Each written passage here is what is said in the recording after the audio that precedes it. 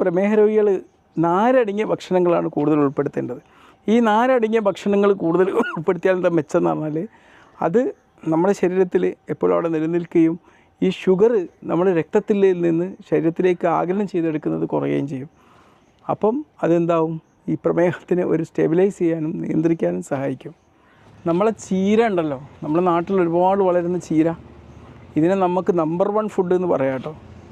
ഇഷ്ടം പോലെ നമ്മളെ പറമ്പിലൊക്കെ ഉണ്ടല്ലോ.